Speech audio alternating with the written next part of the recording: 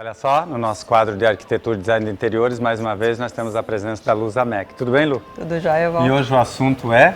Acústica. Acústica. Isso é muito importante? É, porque a gente só percebe quando está errada. Exatamente. Ah, é boa ideia. Nós estamos aqui. Essa acústica tá boa? Porque eu tô te ouvindo direito, o som tá tranquilo. E é um espaço gigante, poderia se perder e ter eco. E eu não tô sentindo isso. É, porque geralmente tá boa. Tá boa por quê? Porque aqui tem muitos elementos. E isso quebra o som. Quebra as ondas sonoras, elas batem e não voltam para onde a gente, para a fonte emissora. Porque a reverberação é isso.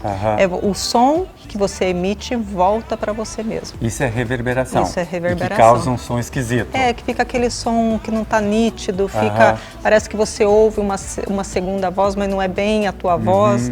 É o som que está ruim mesmo. É o som que está ruim. E o que a gente tem que observar para que isso não aconteça?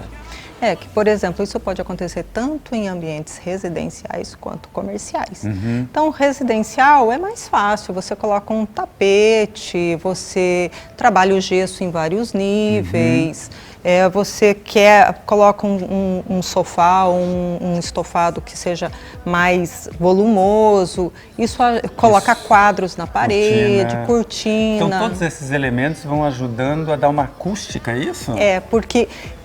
pisos muito lisos, por exemplo, o porcelanato, ele é extremamente liso.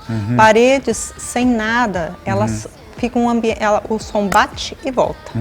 Então, quando você tem um quadro ou você tem um estofado, aquele som bate e fica.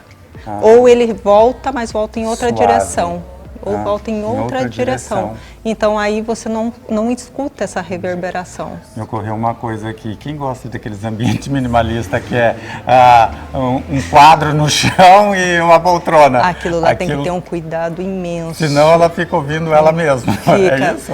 Além de serem frios, eles se tornam ambientes que são irritantes. Mas me diz uma coisa, isso acho que é só em revista, né? Porque não é o usual, né? Tem gente que gosta. Sério?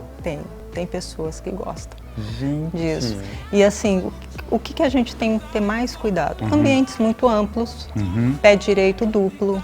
Isso são ambientes propícios a ter reverberação. E aí você tem que ter uma tem que ter um cuidado. Um cuidado todo especial. Todo especial. Agora, quando nós vamos para o comercial ou corporativo, a reverberação não pode acontecer em hipótese alguma.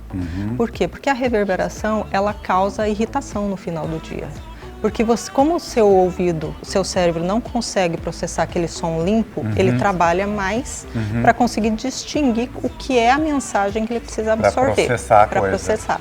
Então isso gera uma excitação do cérebro e no final você está irritado. Tá estressado, irritado, cansado, prostrado. É um ambiente que é prejudicial à saúde. É prejudicial à saúde. Então, por exemplo, se você está num ambiente comercial e você passa, por exemplo, principalmente o funcionário, que passa horas ali, ele vai ser prejudicado por conta disso. E aí prejudica todo o trabalho. E aí prejudica rendimento, resultado, tudo fica comprometido. Tá, mas me diz, tem como você detectar que isso está acontecendo em algum lugar se a pessoa não entende disso? Tem, não, a reverberação é nítida. Você entrou no ambiente, você você fica em, por exemplo, se é um ambiente grande, tem mais pessoas, é só você ficar em silêncio, você vai perceber que aquele som não é limpo. Tá, e daí como é que num espaço comercial a pessoa vai mudar isso? Porque então, eu falo porque uma loja de roupa, uma loja de móveis que aconteça esse tipo de coisa, enfim, uma loja, né? No comercial e no corporativo tem os forros acústicos, que o som, ele já é perfurado justamente para o som bater e entrar para dentro do forro e não voltar mais. Ou se não, fazer forrações de madeira nas paredes. Tem artifícios? Tem artifícios. Usar cortiça. Um outro detalhe que é bem importante é o som que vem de fora para dentro dos ambientes. Que você não tem controle. Isso também é acústica. E influencia também. O profissional tem controle, sim. Tem meios de fazer controle desse som. Então, por exemplo, aí chega-se na hora, aí vai para um aspecto mais construtivo mesmo.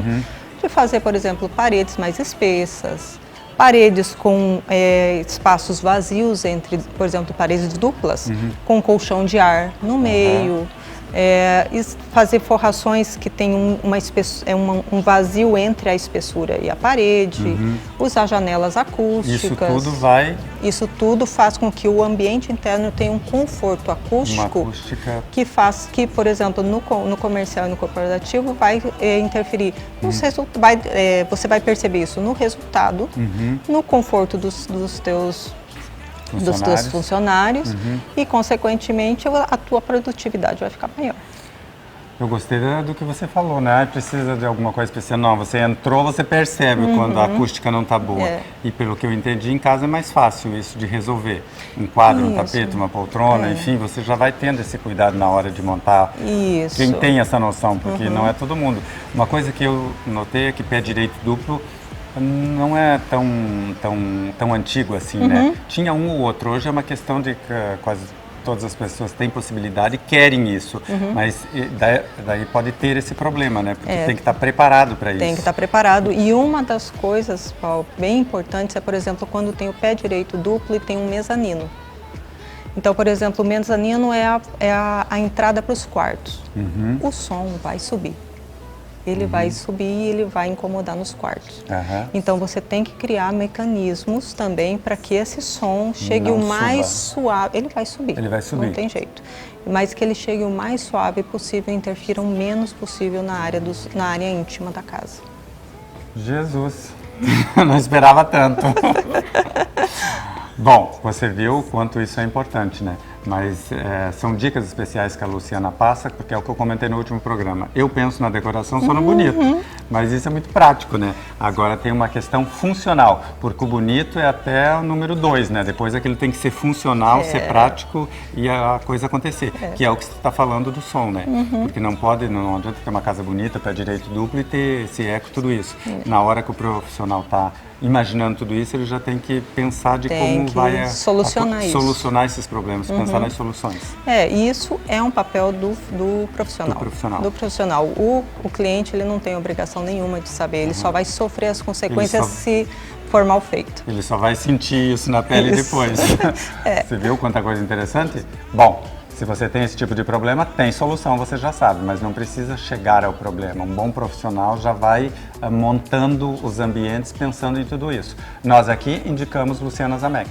É isso? É isso. Obrigado, sucesso ao seu trabalho. Obrigada, Val.